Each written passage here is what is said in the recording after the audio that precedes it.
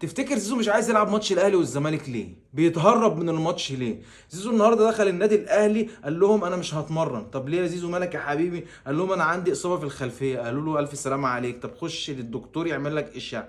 المهم دخل الدكتور عمل اشعه، قالوا له روح بقى دلوقتي نام عقبال ما الاشعه تظهر ونشوف فيها ايه. الاشعه طلعت قال لك الاشعه ما فيهاش حاجه، انت سليم ما شاء الله ما فيكش اي حاجه. طب ايه الحكايه؟ قال لهم لا برضك اصل انا عندي تقل في الخلفيه.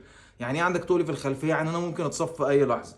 طب ما في جهاز قياسات بدنيه، المفروض بقى نادي الاهلي نادي كبير واي نادي كبير بيبقى عنده الجهاز ده. وبعدين العلم اتقدم قوي في القصص دي، وبقى بيقول لك يحط العضله على الجهاز ويشوفها دخلت الريد زون ولا مستواها ايه ولا فاضل لها كام في الميه وتقع لازم يريح. الكلام ده كله بيبان طبعا.